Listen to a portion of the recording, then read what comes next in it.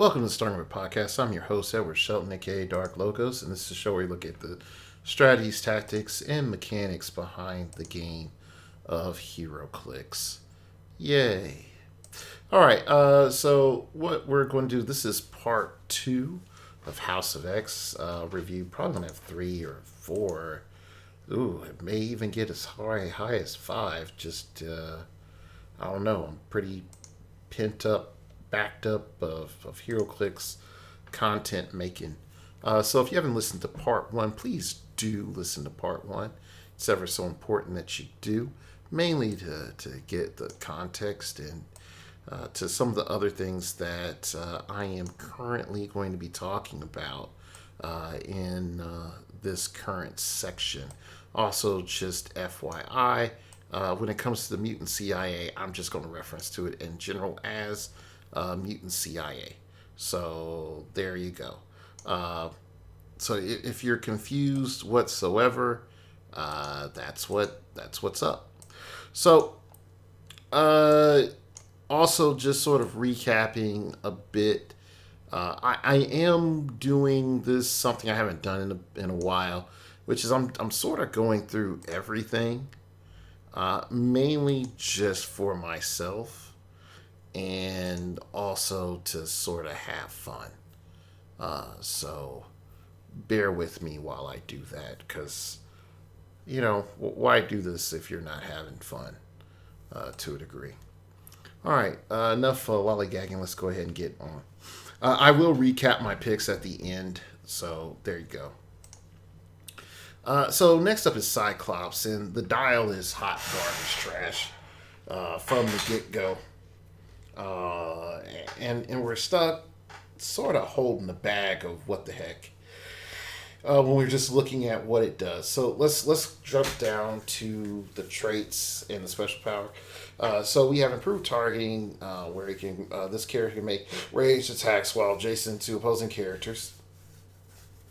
The sibling rivalry crap, which is horrible, because it requires you to have to play a Havoc, which is baked into your cost, which is dumb. And you also have access to your special power, which is Force Blast Sidestep. When Cyclops hits with a ranged attack after resolution, all hit targets can use Battle Fury into your next turn, which is, again, sort of suck because, in particular, he doesn't have Running Shot up front, and giving them Battle Fury may also allow them to, gank your shape change guys. So there is no may with any of this. Yeah, like this can be bad. So automatically this is trash. So let's look at his team ups, because he has 6. Okay, let's look at the number 1. If +1 listed friendly character, that's Colossus, Emma, Frost, Magic, so Phoenix 5, are on the map. Cyclops and listed friendly characters can use Colossal Stamina. If Cyclops and all listed friendly characters are on the map, they can use Invulnerability, Defend, and Miss 16 ability. Congratulations, you have built-in Phoenix Force for your Phoenix Force. Yay. Alright. There you go. Team up, Angel, Archangel, Beast, so classic X-Men. If 2+ listed friendly characters are on the map, Cyclops and listed friendly characters can use the Police Team ability. Yay. Not that great, considering that the only ones to benefit from that are Jean, maybe an Iceman, and Cyclops. Alright. Team up, Beast, Gambit, Jubilee, Psylocke, Rogue, Wolverine, X-Men Blue? Is that X-Men Blue, I think? Yeah, I think it's X-Men Blue. If +1 listed friendly characters are on the map, Cyclops increases his role for leadership by +1. Now, sort of good. Sort of good. Because this can help you get tokens off. If +3 friendly characters Uh, sorry, plus 3 friendly characters are on the map. When Cyclops uses it, he considers characters within line of fire adjacent. That's a bit better. Team up magic. If Cyclops is adjacent to a friendly listed character, modify range by -2, and he can use improved targeting, elevated, hindering once per ranged attack. This character can draw a line of fire through one piece of blocking terrain. Immediately after the attack resolves, destroy that piece of so he sort of has a Simni Omni attack. So yeah, at 5 range, I'm sorry, they're going to kill you after you do that attack, Cyclops. So that's a hell no to the no hell to the no. So that's a trash team up unless you can also modify his range to counteract that -2 and get him back to his full range and then some. So yeah, that's a lot of perplexes or shields or whatever else for little return. Team up, Marvel Girl Wolverine. Yeah, this is the trifecta love circle, whatever. Cyclops and all listed friendly characters are on the map. When they attack in their final attack roll includes a 3, they increase their damage. Okay, yeah, final attack roll includes it. They increase their attack roll by +3. A lot more useful, but still a bit lame. So yeah, I don't know. Considering you have a 10 attack, homie, I'm waiting on a 1 in 6 chance for me to roll a 3. I'm not feeling that. So yeah, like it's not good. Team up X-Men theme team. When establishing theme team friendly characters with X-Men keyword, gain the Utopia keyword. A bit better because Utopia did have some better pieces, but at the same time, it's a bit questionable. So I wish there was a way for me to get Utopia and Jean Grey School to work together, because that would be great. All right, so Cyclops is a no-go. All right, next up is Marvel Girl. Marvel Girl, let's look at her abilities. She has improved targeting characters, which is not bad with a TK. So she could TK around characters and whatnot, so that's sort of good. She also has Psychic Backlash, which is her damage power. And she also has Krakoan Revival, which on her is a little bit meh. I'm not going to go over Krakoan Revival in depth because enough people have already commented on Krakoan Revival and have also put in the work to tell you why it's good, why it's bad, blah, blah, blah, this, that, and the other.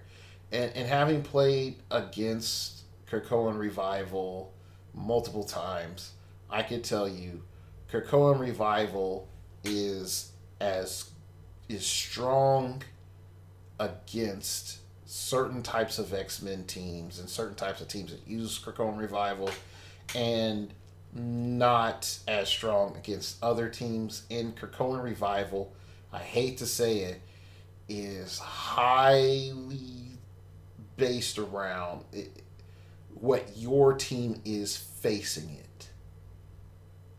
And there are certain archetypes of teams that make Krakoan Revival horrible to have. And there's other certain archetypes of teams that make Krakoan Revival inconsequential.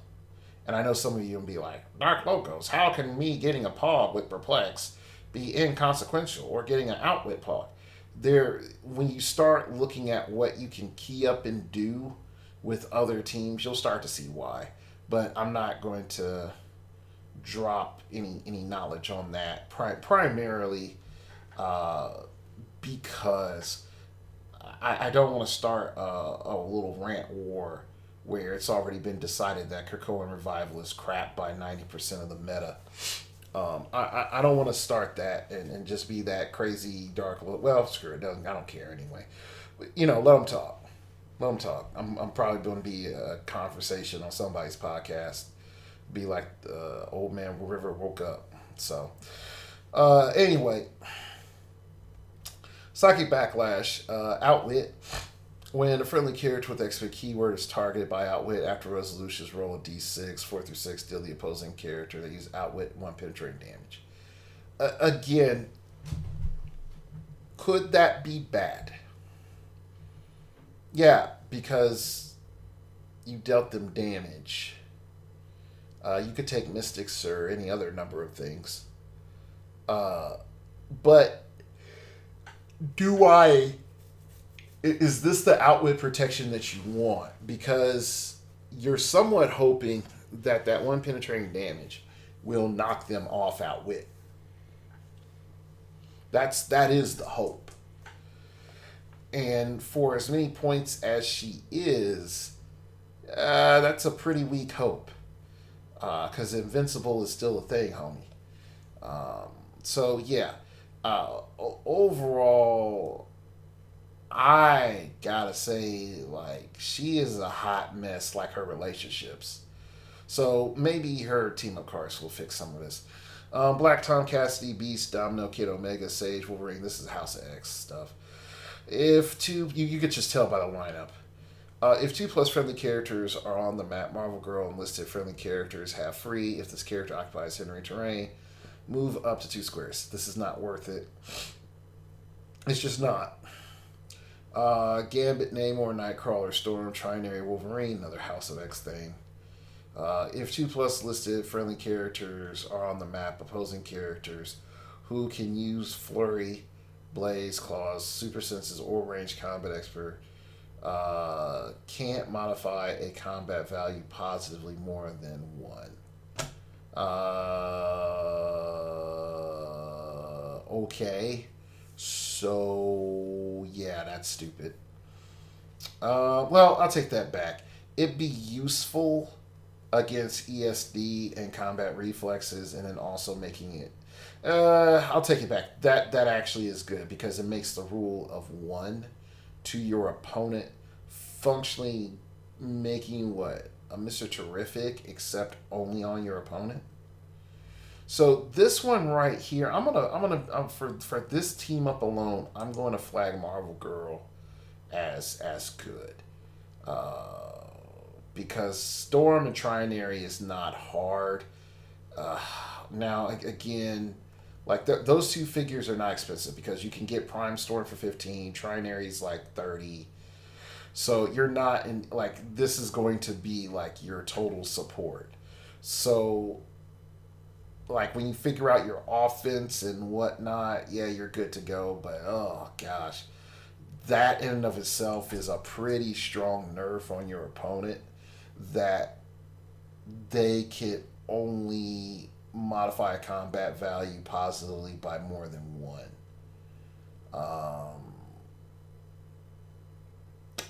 I also wonder how that would combine with getting a bunch of negative perplexes, because if you were to subtract a stat by -2, functionally your opponent could only modify a stat positively by more than 1. So technically, even we don't get into negative numbers in heroclix, and we do deal, and I tutoring math with kids.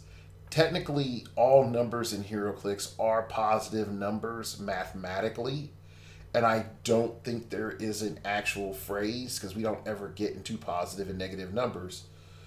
We get negative modifiers, but negative modifiers still create positive numbers. So, there's some points of clarification that need to happen there. So, are you saying that regardless of whatever, I can perplex down my opponent's defense by -3, my opponent could still, if they had enough perplexes, get their defense up to +1. So that's something to think about. But overall, I think, like I said, just for that team up alone, it's worth considering.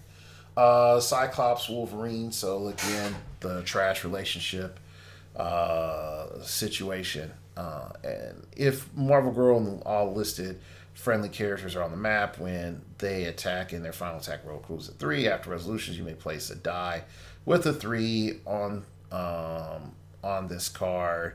If no die was removed from this card on this card, if no die was removed from this card, this attack.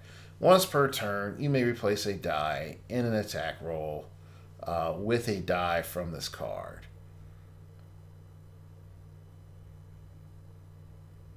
Okay, that's stupid. Because now I'm proccing a 3.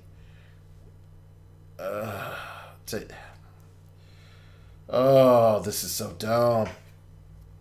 This is dumb. It's not worth it. Yeah, just this. The only reason you're going to get it is complete the combo to do the thing. So no, this is dumb.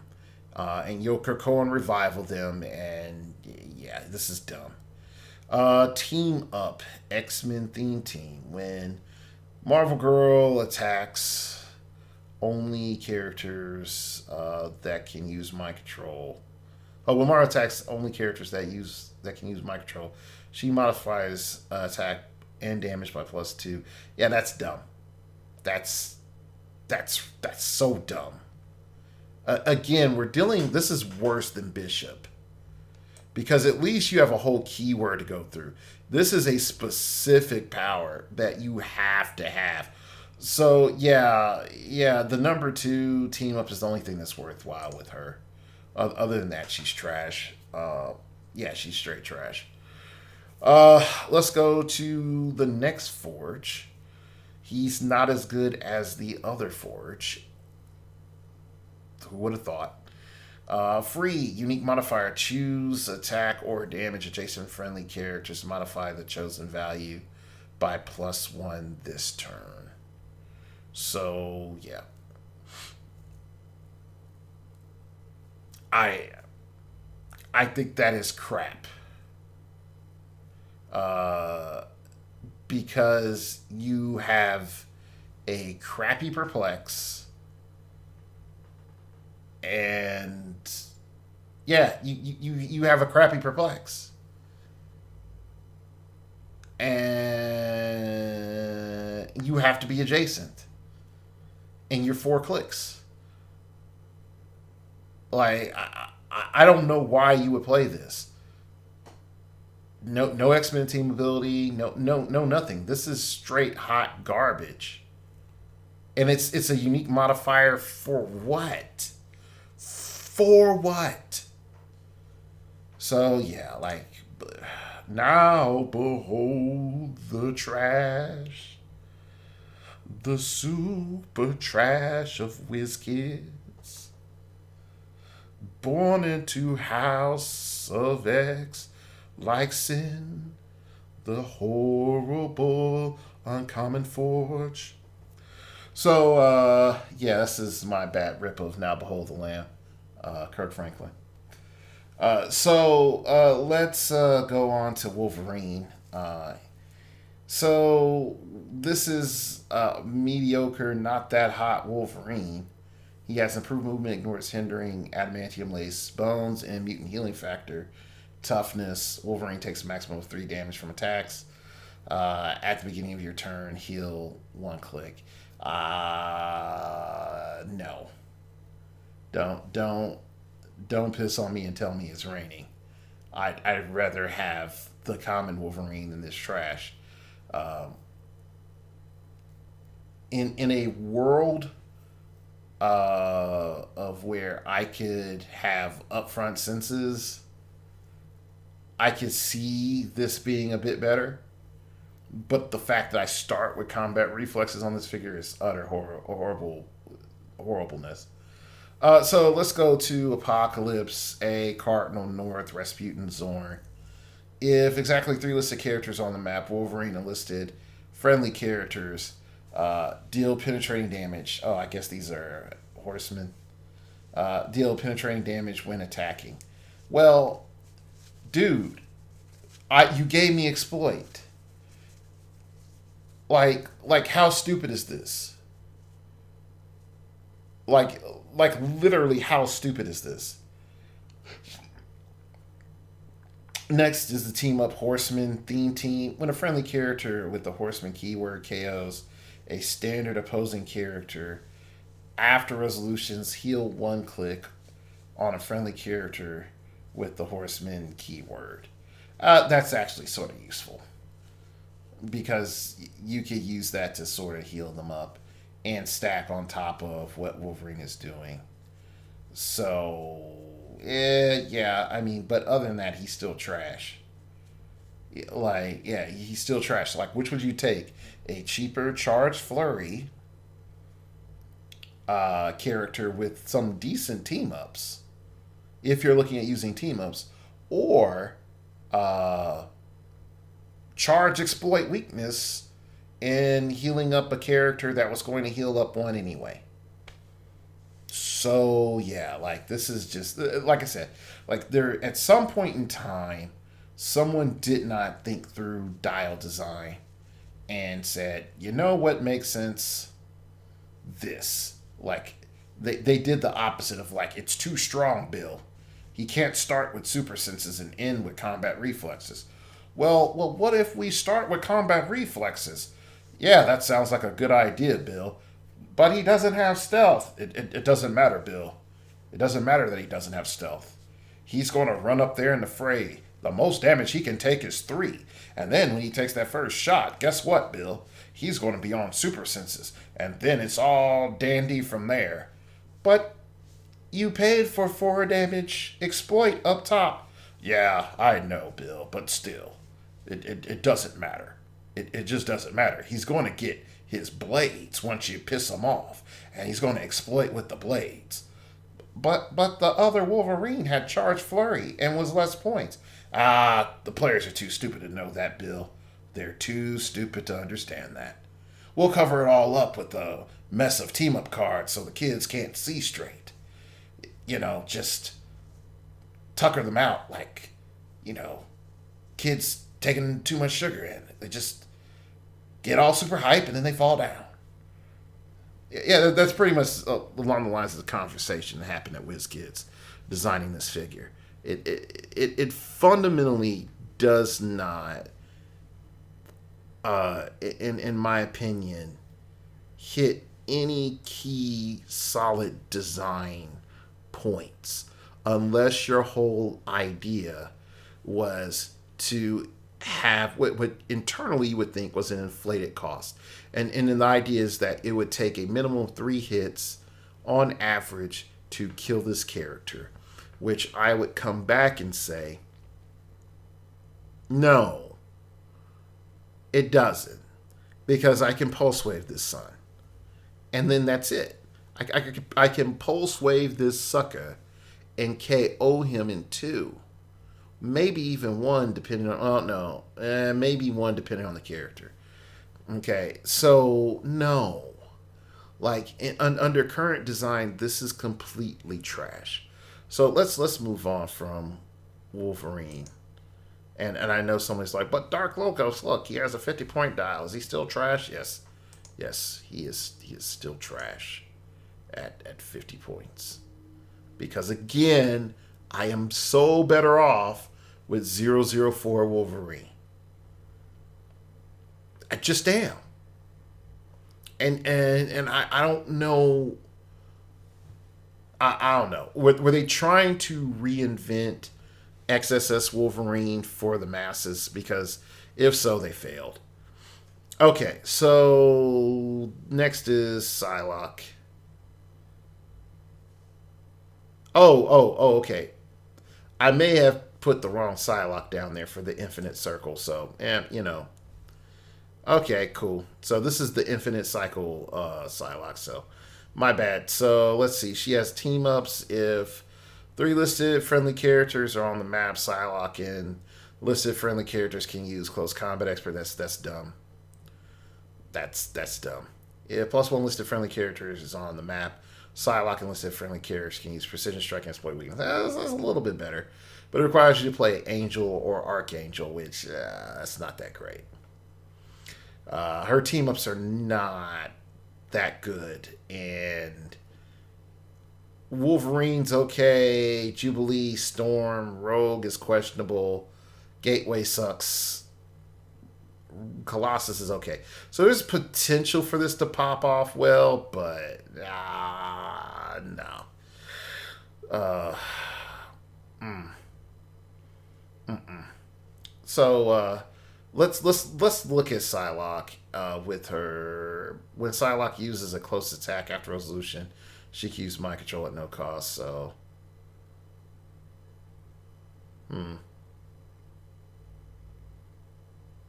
yeah. Okay, so that's infinite. Let me give me a quick second. So I'm gonna look at 005. It's once per turn. Never mind. Once per turn when Psylocke uses either and it hits after resolution, she can use the other one at no cost. Yep, okay, so it's the incapacitator and the mind control. Alright, I still think that the common Psylocke, I'll sort of do my addendum here. I think the common Psylocke is still good. Yeah, I still think that she is really good. Because she can fly. And she sidesteps stealth, 11 attack, 50 points. Like she has the rollouts to be silly in the certain situations, but I like her. All right, so again, Psylocke number 23 still on my list. Infinite are dumb until she gets nerfed. All right, next up is Douglock. Douglock has shape change, protected outwit, which, for as long as the dial is, that's fine. And then techno-organic replication. When Douglock uses shape change that succeeds, you may choose a standard power the attacker can use, and Douglock can use that power this game. Potentially, this can get stacked up, but where I think this becomes dumb is the longer he stays alive, potentially the more powers he can get, because this isn't a once per game effect, and I think that's something to actually consider when looking at Douglock. Is that his techno-organic replication is fundamentally infinite, and it's only limited by the pack. And when you start mixing in WWE, that can be even more silly. Well, I take that back, because I don't think you can only access WWE elements if you have WWE elements on your team.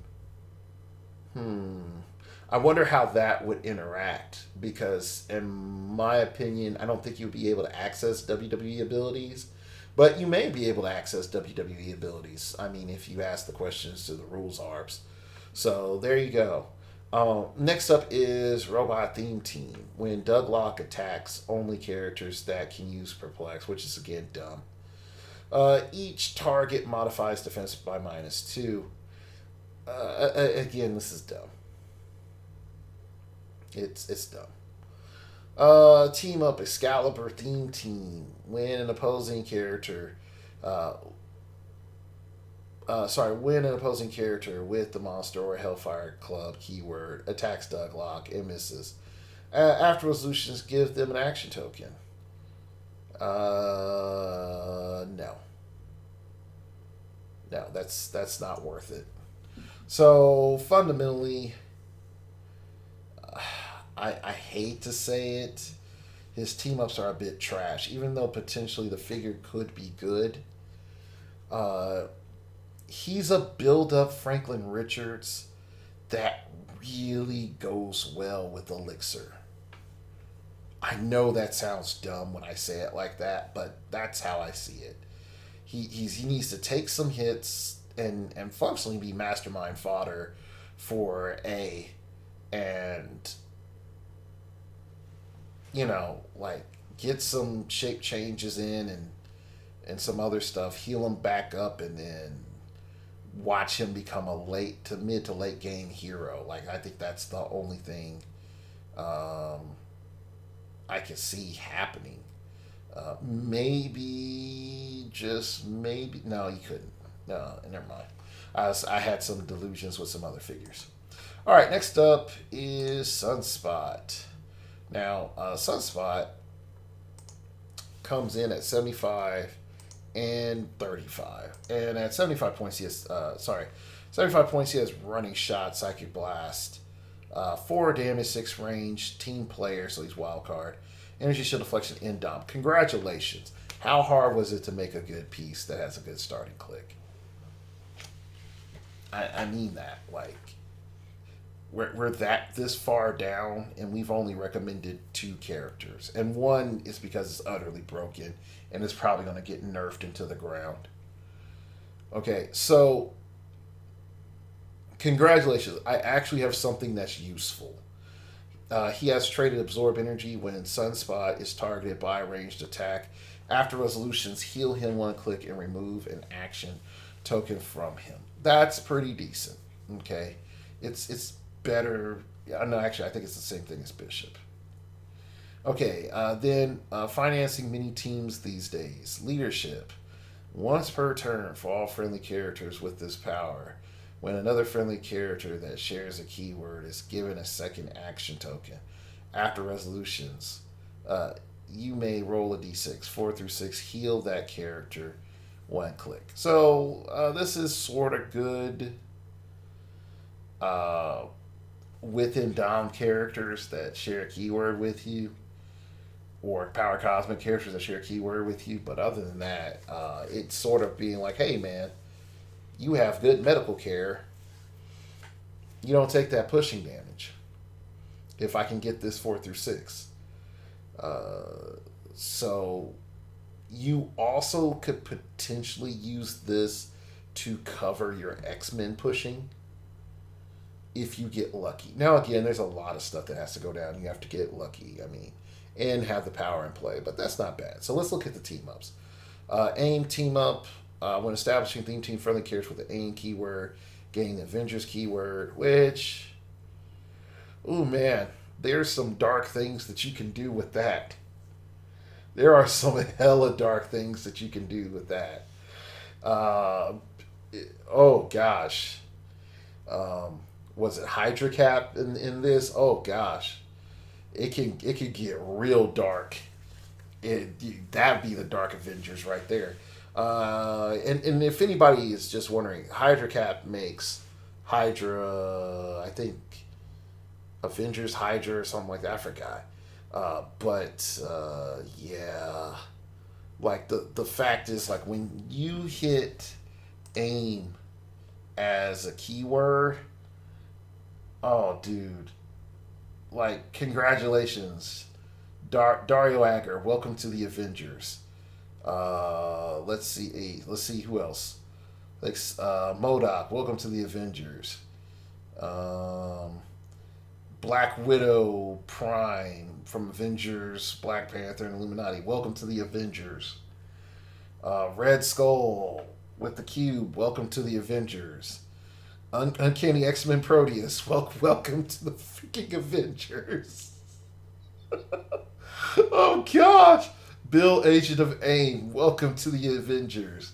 Graviton, welcome to the Avengers. Oh gosh, that's just silly. I know Graviton wasn't the most OP figure, but still, it's Graviton. Oh gosh. Let's see who else.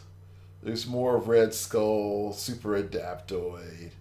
There's some AIM agents. Yeah, like, welcome to the Avengers. Claw, welcome to the Avengers, buddy. Well, welcome to the Avengers. Yeah, like no, that's dumb. That's dumb. So, as you can sort of tell, like I think WizKids hit that point where they sort of said to themselves, why, oh why, would I require a point cost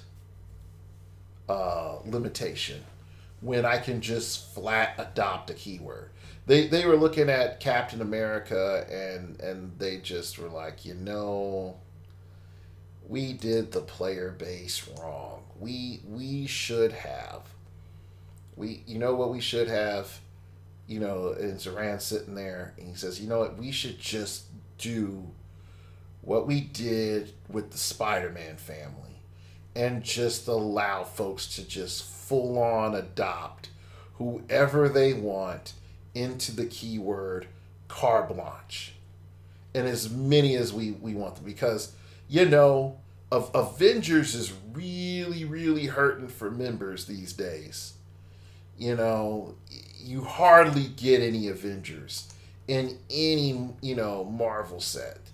And it's just such a struggle to get all these awesome Avenger theme teams up and running. Like, when's the last time that you saw a competitive Avengers theme team, my dude? When? We haven't seen it in over 8 years. In the history of the game, we haven't seen a competitive Avengers theme team. And if you couldn't tell the level of sarcasm that is coming off of my voice, I'm so sorry for you. Welcome to the internet. But yeah, it's trash. I mean, like the fact that this is a thing, that's ridiculous. That's ridiculously overpowered, and I can get this team up. I can get this team up for dirt cheap at 35 points, which completely blows Captain America out the water. Out the water. So I don't know how I feel about that, because I want to be like, hey, okay,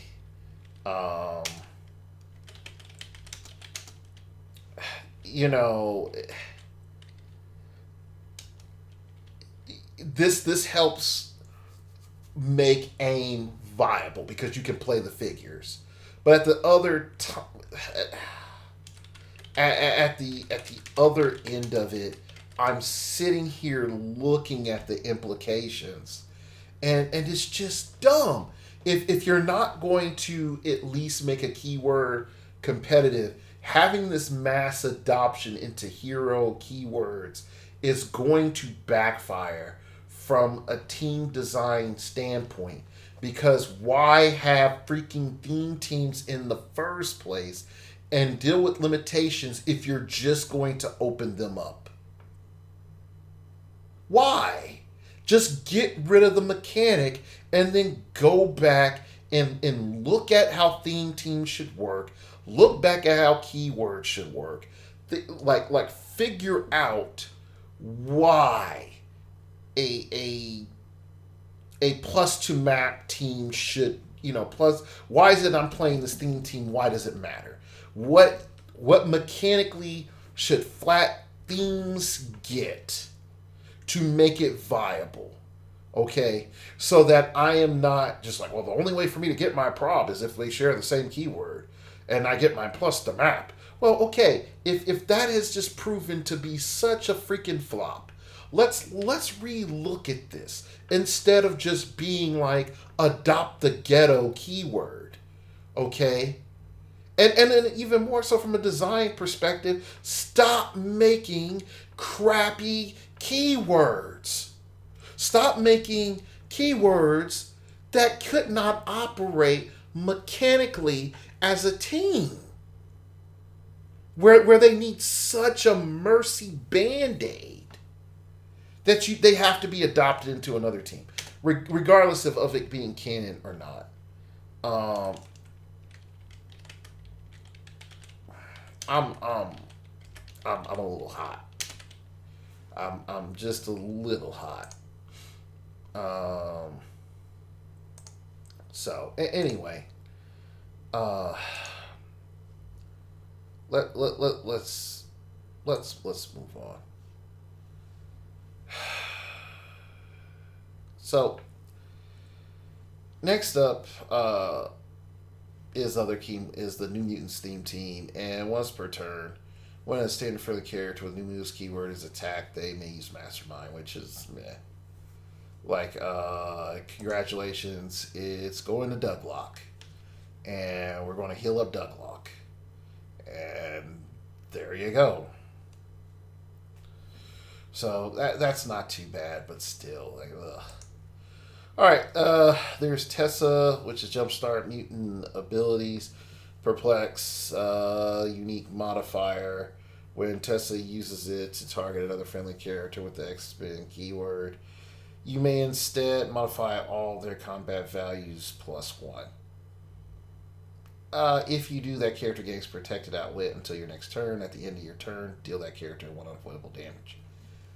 All right. At first glance, this is horrible. And even I inherently thought this was horrible. The more I thought about it, the what I realized was you get functionally 4 perplexes for taking 1 damage at the end of your turn, which you're going to just potentially X-Men heal back. So the cost of your 4 perplexes is technically a power action. And there's enough silliness where if you're really concerned about taking that damage, I mean, you can do some silliness where you have a higher chance of not taking that damage, or there's just other better healers or whatever that can just mitigate any of that damage later on. And you would, for your action economy, you could take 2, maybe even 3 damage from this power before utilizing a healer or something else along that nature. So, and again, this is another one of those characters that is on that cusp between C+ and B-. So I'm going to add Tessa into the group of, like, this is good. Next up is Emma Frost. Emma Frost has Krakoan Revival, and all Krakoans enjoy the privilege of diplomatic immunity. Emma Frost has protected Psychic Blast. Friendly characters within 4 squares with the X-Men keyword who have taken damage this turn take a minimum of 1 damage from attacks. Now, a couple of things that needs to be considered. First and foremost, someone will look at this and may not understand the nuance of this power. And they'll just think simply, oh, I hit character X, pun intended. Once I hit character X, if I hit them again, they're only going to take 1 damage. Okay. That's not what the power says. Friendly characters within 4 squares with the X-Men keyword who have taken damage, and doesn't necessarily say from an attack, take a maximum of 1 damage from attacks. So, for example, you did a mind control, and they hit a character with Mystics. Congratulations, that character has taken 1 damage. If you try to hit that character with an attack, they will take a maximum of 1 damage. Do you start to see how a bit dumb this is? And she has Krakoan Revival. Emma is deceitfully strong for a crafty defensive player. Someone that is layering in the barriers. Someone that is maybe not playing so many of the easy to kill figures, but are playing, a couple of 5-click figures. Maybe fiddling around with Mastermind and Barrier and a couple other mechanics, and has a slow burn but a methodical, consistent engine going, utilizing Emma. So right there is my first this is gonna be a little hard for you. Okay. She also does take a little bit of the sting out of Krakoan Revival, and fundamentally is probably the best Krakoan Revival character. Yeah, I said it. I said probably, and looking at it, she's probably number 2. Number 2. And she is not that far off from being the best. And everybody already knows A is the best, because he's just stupid. But if you look at this mechanic, Emma functionally protects everyone that has the X-Men keyword. And she's not the hottest chick on the block with her setup, okay?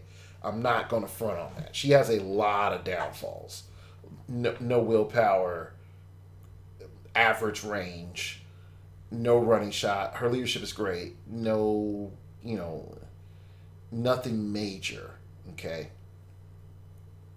But she does provide, like I said, this bubble, which makes it so that if you're looking at Elixir, if you're looking at, buffing up her stats to high heaven for a turn, using Tessa, utilizing Psylocke Infinite Stupid Arc or whatever. Like there are a multitude of things in which I believe if you're utilizing Emma Frost, she makes you very afraid on how you're going to approach her.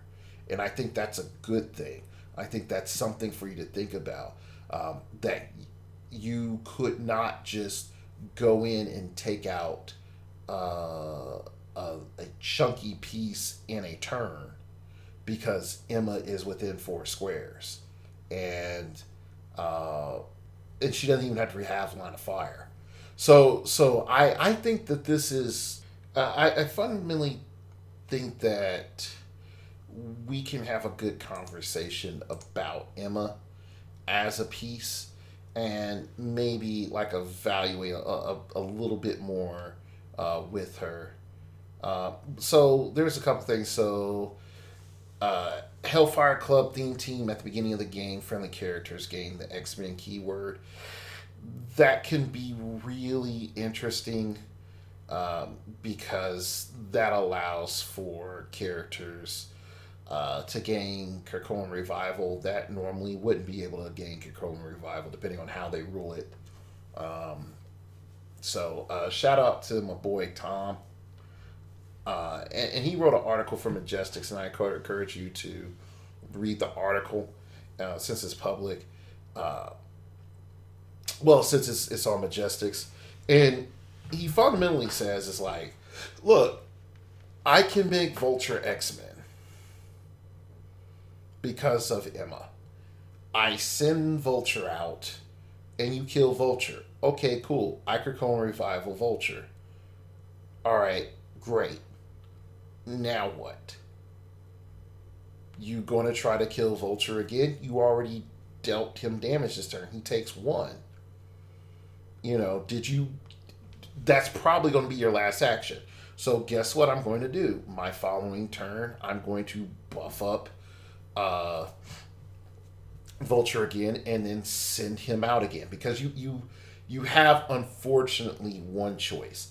You either A, deal with Vulture and kill him, or B, try to take out the rest of the stuff. If you try to take out the rest of the stuff, it's going to get Krakoan Revival, and you're only going to take one damage if you're the character will only take one damage if you're lucky, and so you're in this quagmire. So fundamentally, this team up card, depending on how they roll it, could be good or bad, because some people are saying, well, you have to be on a theme team, and the problem comes in about like the wording of this is that there is no theme team stated that is required.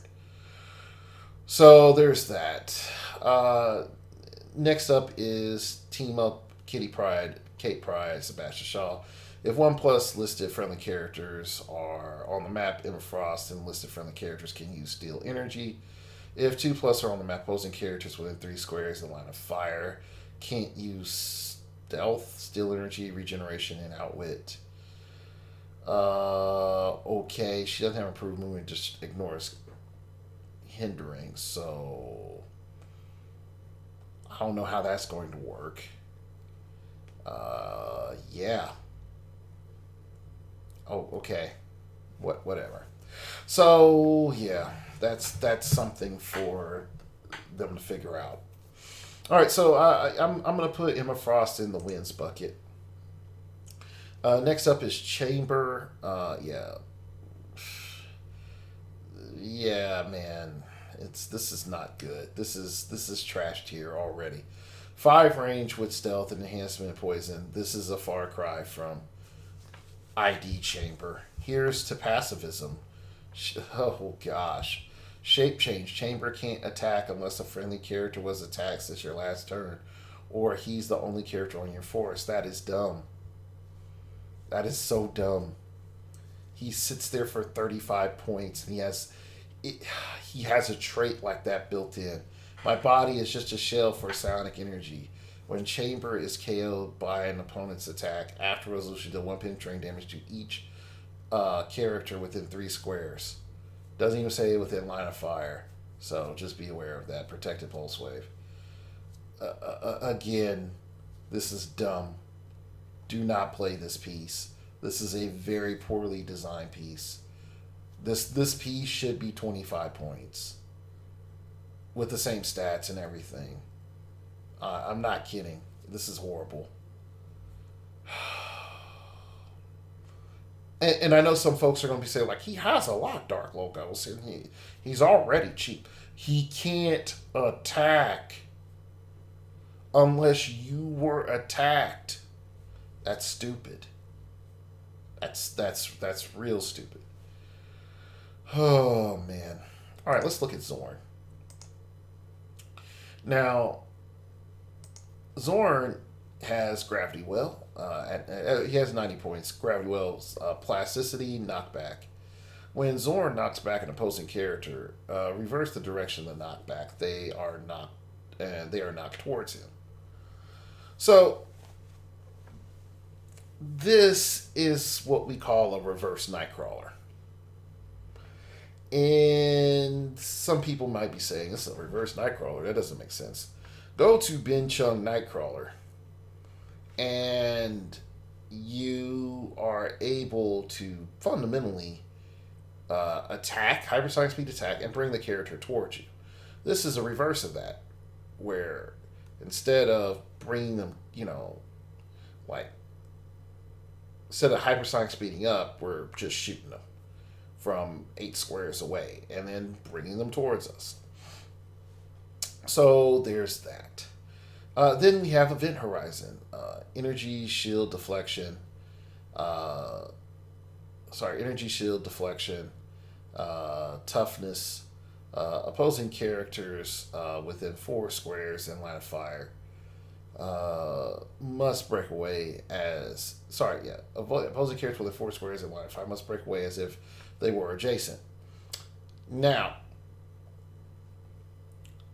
right here is probably one of the most abusive things that you could do and that you can play.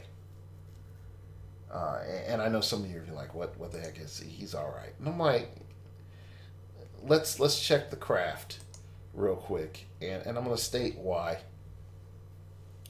Two Zorns fundamentally create a wide zone of protection in which a giant reach character that is standard size could not ignore. Okay, so that's one. Uh, Number two, excuse me. Well, I'll take that back. Not a war they can't ignore. It's just that uh, you could lock down. This is a better clarification. You can move up and lock down a character out of giant reach size or colossal reach size and just be like, you're staying there. So you have to roll, the 6 plasticity to break away. Okay. And I think that that's ridiculous because for 60 points, I stopped a juggernaut. And I want you to really think about that. I'm in the comments. For 60 points, I have spent enough points to completely disarm your 100 or 175 point juggernaut with Doc arms. Now you can say Dark Logos, yes, I can run a 6 or roll 6 or get TK or blah, blah, blah, blah, blah, all these other things. And I expect you as a player to fundamentally have methodologies to stop the TK from happening, okay? Because I expect you to plan, because you're smart individuals. You listen to my show. But what we can clearly realize, just off the bat, that 30 points for functionally a 4-range trap is ridiculously strong considering the amount of maps that we have. Now, it does require line of fire. So stealth characters sort of get a pass. But other than that, this is pretty oppressive in terms of, formulating traps. Now, you also can say, but Dark Logos, they fly. The Zorns fly. So you can't just, zippity-doo-dah over there, and get carried. You're going to have to move there. Well, I'm like, yeah, there's TK too. So that is an option. But I just want to make sure that everyone looks at this and understands, like, this can be quite annoying and oppressive. All right, next up is Zorn. So, Zorn Prime. And this is, I think, this is Shin Zorn. The other one is, that arc where it's those weird guys and these, yeah. And these aren't Magneto Zorn when he kills Phoenix when she just gets reborn too. Oh, that was horrible. All right, real quick nerd moment. So Jean Grey got killed, and there's like this Dark Phoenix story that happens in like the early 2000s, and it's when like Cyclops starts getting the hots for Emma. And also, in all honesty, too, like Cyclops had like a lot of poo-tang thrown at him, like, and it was always psionics, which is sort of weird. Psylocke tried to throw her ninja butt at him. Emma does it later, and like once it was established that like he's with Jean, and then Madeline Pryor also he slept with Madeline Pryor. So yeah, like, I don't know what is up. I think maybe because his brain is a bit cleaner than the average person or whatever. The psionics is like, oh, finally, thank God. I don't have to think, be around a person that's just thinking about my butt and my chest all day. Like he does, but, it's not as much. I can have like peaceful psionic breeze conversation with him. I don't know, but he got massive. The writers of X-Men over 40 years are just like, you know what? Cyclops needs more psychic women. Anyway, but so going back, Jean Grey comes back after this whole Dark Phoenix saga thing, in which, like, fundamentally, this is before Phoenix 5, and it was like the precursor, where the Phoenix power ends up going through the different X-Men, and Wolverine deals with, like, Jean in this, like, cocoon thing, and she's going crazy, and he's the best at what he does, moment. And he screams and cries and all this other jank. It's either that one or he kills her in space. I forgot. Wolverine's killed Jean Grey several times. I just want to point that out for history, for comic book history. And so, like, there were all these premonitions for like a year or two that she wasn't dead, and that reminding everybody that she's the Phoenix, and there's the Phoenix Matrix. They introduced that BS, which was dumb, because it was functionally just the Nova Corps for Phoenix Force host, with a little bit of the Avatar, the Last Airbender mixed in there. It's dumb. Anyway, so she comes back. She's kicking butt. Like, Magneto had this huge plan. This is back when, what was it? Quagmire, whoever the heck that one punk kid is with the mohawk, had the Magneto was right shirt, and he was doing all this dumb stuff. And one of the Cuckoo defects to Magneto's side when there were like 5 of them or whatever. She, like, Jean Grey just comes in and lays the smacketh down on Magneto. Like, he had, like, harnessed the power of the Axis to just lay waste to the earth. And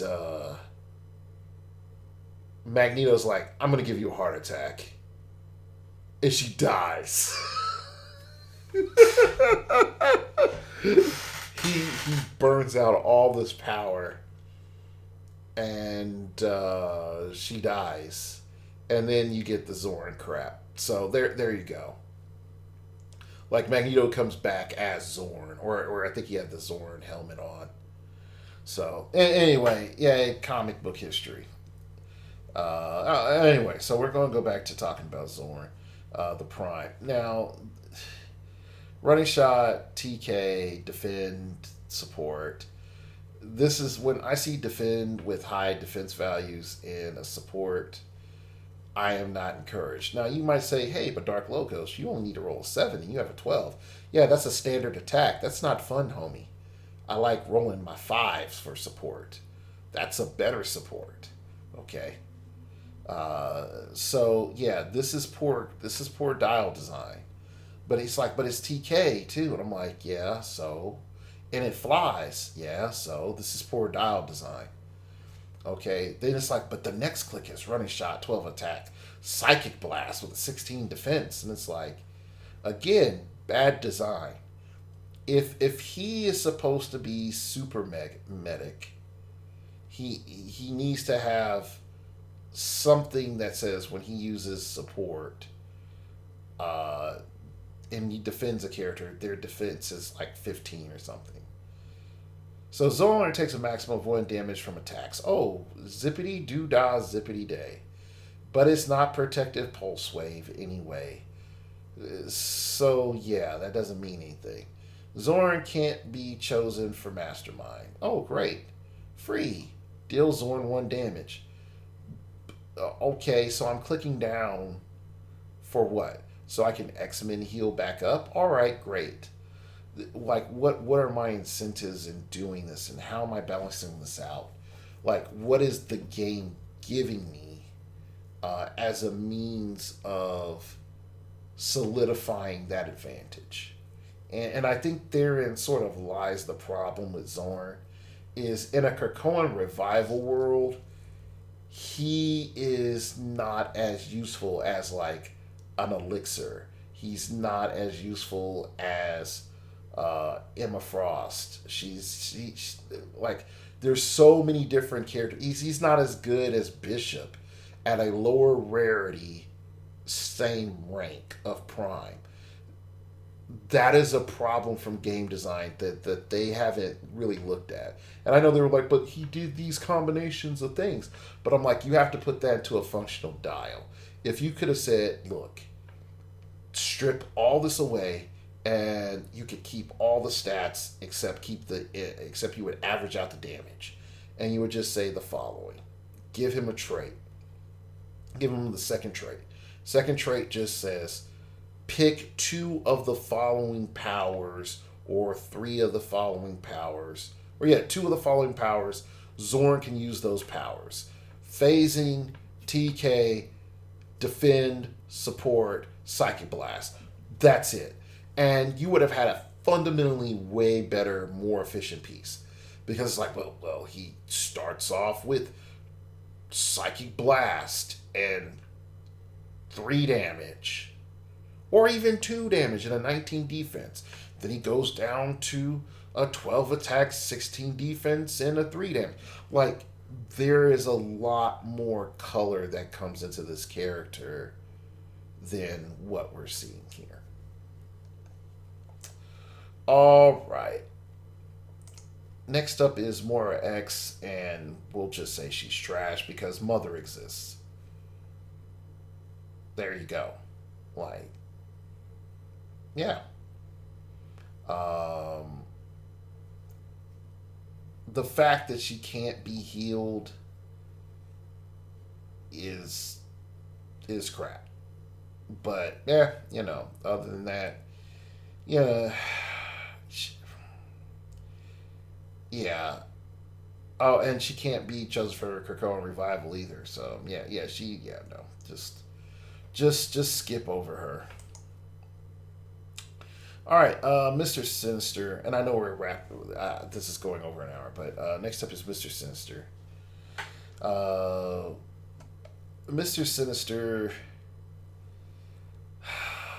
he has Krakoan Revival, and he also has collecting samples to learn how to replicate powers. Outwit, when Mr. Sinister uses it and chooses a standard power, the target can use the chosen power until your next turn. If the target character has the X-Men keyword, choose an adjacent friendly character to also use the chosen power until your next turn, which is a little bit too circumstantial on that second part. So he has the Hellions, Marauders, Quiet Council, Ruler, Scientist, and X-Men. So, yay. Where do I begin? As a dial, my fear when I look at this is WizKids were like, we do not want Krakoan Revival characters to be too strong in their own right, but also inherently useful. And I look at Mr. Sinister and I'm just like, yeah, I don't really like him for his dial. It's granting at 85 points, you should be either a hyper utility, a secondary attacker with some support functions, or starting to peek into that I'm part of a duo attack program. And with Sinister's dial, he's not really that. He's mediocre at best. And the only thing that puts him ahead is his number of clicks of life. That's it. So let's look at his team-ups. You have Exodus and Mystique. If +1 is listed, friendly characters are on the map. Mr. Sinister and the listed friendly characters can use shape change. Well, Mystique always has shape change, so yay. If they are all on the map, opposing characters within 3 squares in line of fire can use plasticity, penetrate psychic blast, mastermind, and shape change. Well, zippity doo dah, that doesn't really help. Okay, so I can understand why someone would want to, let's just say, give Exodus shape change. Now that makes sense. But why are you playing Exodus and Mr. Sinister? Is my question. Like, why those two?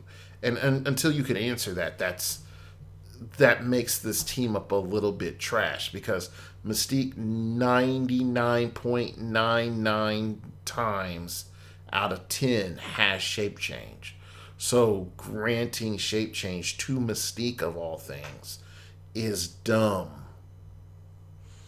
Next up is team up is Marauders Theme team. Friendly characters with Marauders keyword can use improve movement hindering and improve targeting hindering. Well, now this again is trash. This is trash because I'm looking at this as like, does this help Sinister? Not really. If I go and click on Marauders, I'm gonna just do that just real quick. So I have Bishop, which, okay, that could be a little bit useful. I have a Sinister clone. I got Emma Frost. Oh, another Krakoan Revival character who I would rather use. Okay, so then I have Iceman. Oh, okay, so now he could see through stealth. And I have Storm from the set, and I have Kate Pride. Congratulations. You've won the crap Olympics. Okay, so who else can I get? Oh, Exodus. Exodus can see through stealth. But Exodus has a dumb pulse wave. So, yeah, did he really need that? And the answer is no. I also have Mr. Sinister, Rogue Geneticist. Did he need that? Not really with his range. Okay, well, what about Morph? No, he didn't need that. Gambit from Wolverine Regenesis. Oh, his range is 5. And he has improved movement and hindering, so he could sort of benefit from that. Yeah, let's just be honest. When we're looking at this, and we're looking at the multitude of characters that could potentially be good. Oh, here's John Greycrow. Okay, so you're going to go dust off John Greycrow for your Marauders Theme team. If so, good for you, man. But majority of people aren't going to be dusting off John Greycrow to play Marauders Theme team.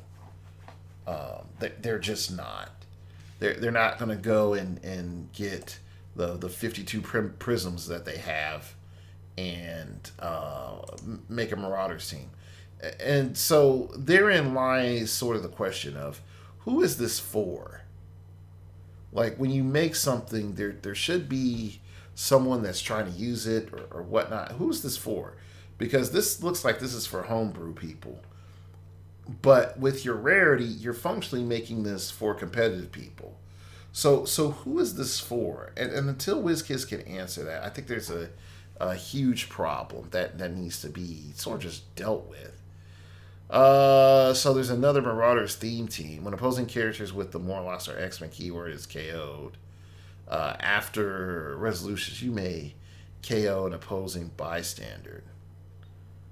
Oh, so I guess this is to get rid of the Krakoan revivals.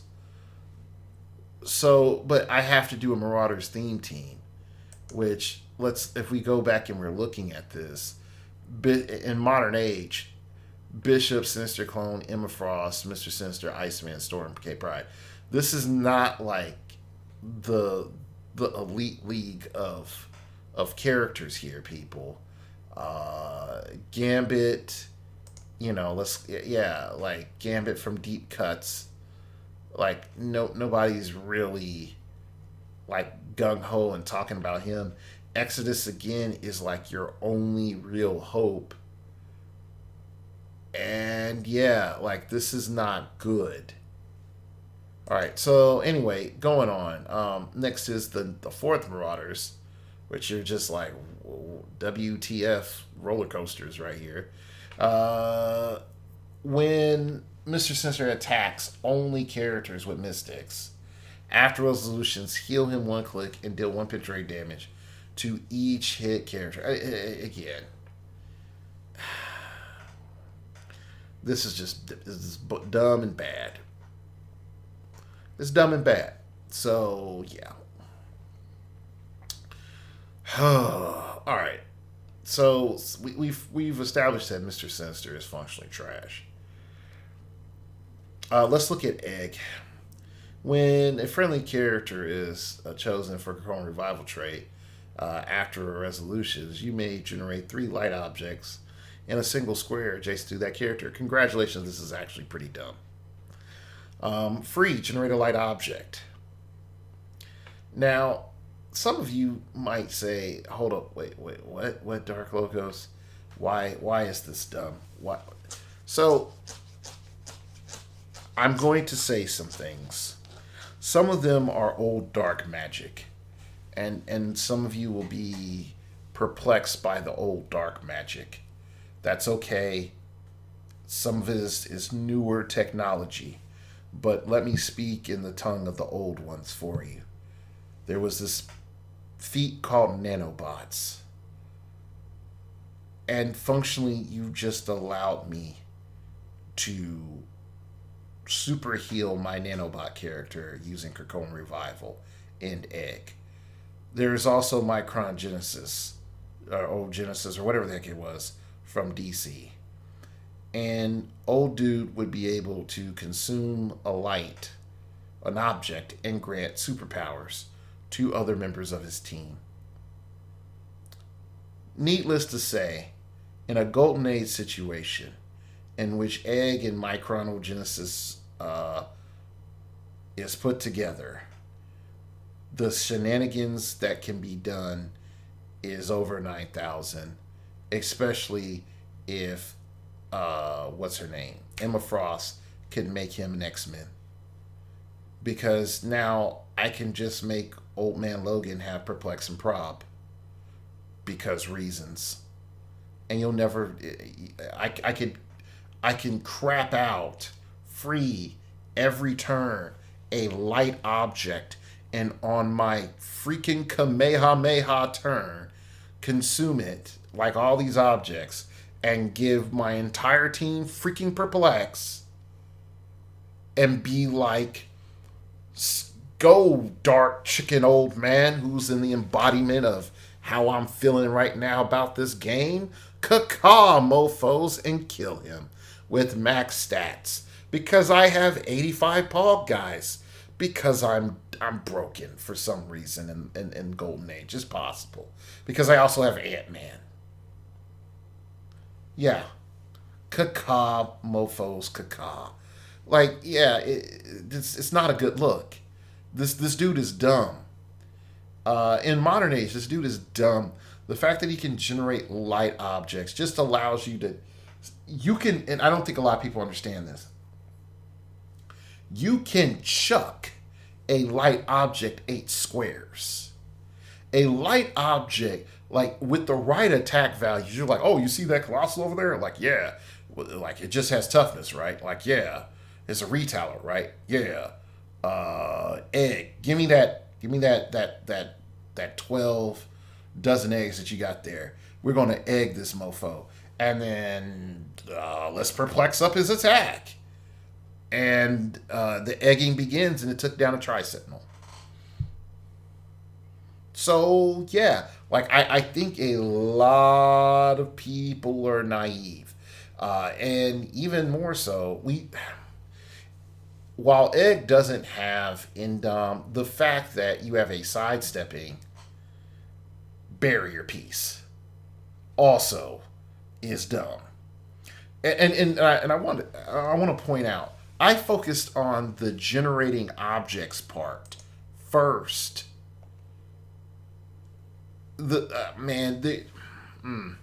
Folks don't know. Folks are naive. They don't know how abusive this is.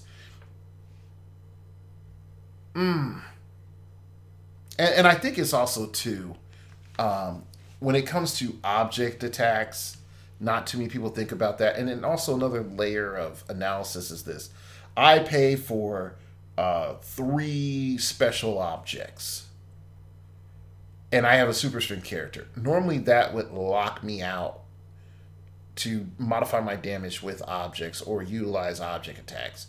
And you're now telling me that I have a character that literally squats out objects for me. Yes, I understand it's not a heavy, but he squats out objects for me. Yeah, I'm taking that. I'm taking that. So, Egg, you're top tier. You're meta. Okay. Um. Next up is Tempus. Tempus is, let's see, targeting can make range attack combats while adjacent. Okay, cool. 5 Tempus. When a friendly character shows an Fork or Revival trait, opposing characters can't use probability control until the end of your next turn. That's not horrible. That's not horrible. It does limit your Coca-Cola Revival options. So, yeah, I get that. All right, Unstuck in Time, probability control, but may use it any number of times per turn, targeting a different character each time. When she uses it, except the first time this turn, after resolutions, roll a d6 1 through 2, deal her 1 unavoidable damage, and remove her from the map. If you do, at the beginning of your next turn, an opponent chooses a character on the map, place her adjacent to that character. I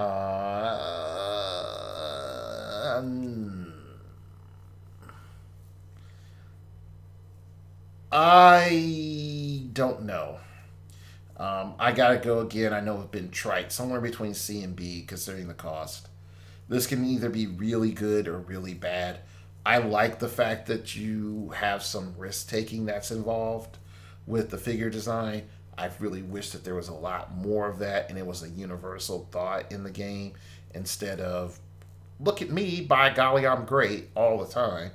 And I understand, stability makes some things a little bit better. But the fact that you do have this ability that can be a bit overpowered, and the setback is you have 1/3 chance of just getting taken off the map, which could also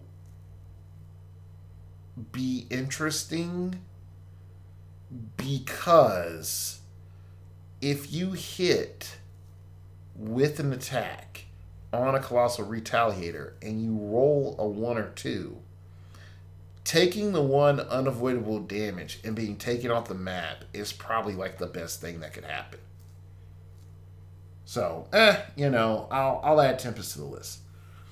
Alright, so let's move on to Hespa, and then that'll be it for the uncommons. So, I don't have high hopes because it's a Star Jammer, so I'll just say that. Improvement of hindering characters, so craptastic. Fast swashbuckling, space pirate, sidestep, perplex. Ooh, yay, not that good. Hespa may use perplex a second time each turn, but only to target another friendly character with the Star Jammers.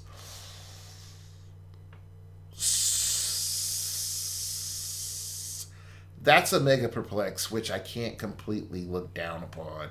But at the same time, you need to have whatever his name was, where he brought in Shi'ar and Imperial Guard into Starjammers for that to be good. Yeah, because Gladiator with a couple perplexes is always good. Fancy footwork charge.